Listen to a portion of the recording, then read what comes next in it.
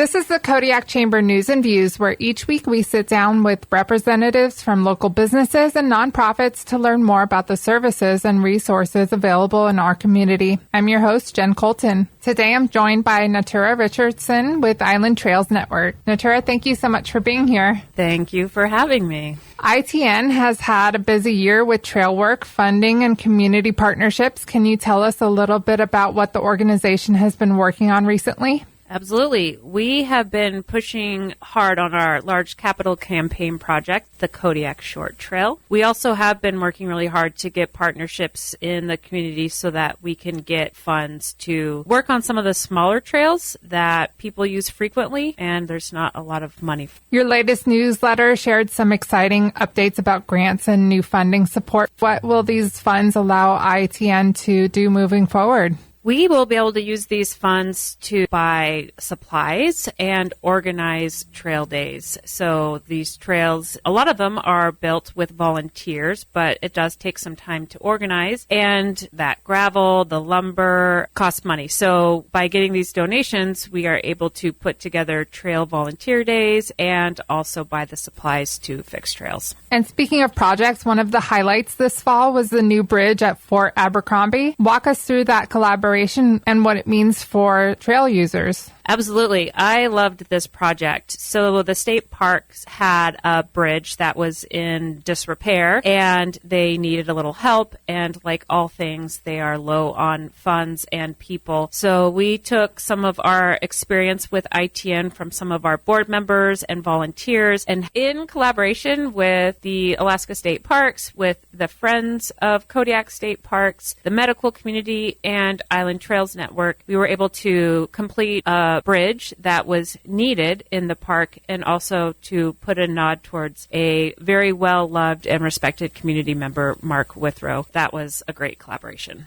You also welcomed a new board member recently, Nicole Budd. Can you share a bit about her background and what she brings to the team?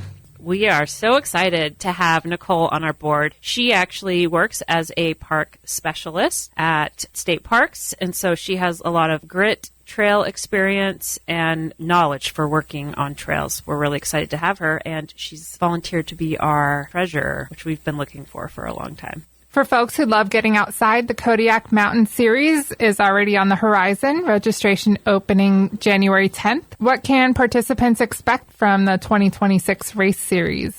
Excitement. A lot of excitement. Again, they can expect for it to sell out quickly. So definitely to register at the time of opening. It's going to be the same mountains, so you can start training now, but it's just going to have a lot of excitement, hopefully even more than last year. Natura, thank you so much for joining me and for all the work that ITN does to maintain and protect Kodiak's trail systems. We appreciate you being here today. Thank you. You've been listening to Chamber News and Views. Tune in on Thursdays and Saturdays to hear more about what's happening in our Kodiak business community.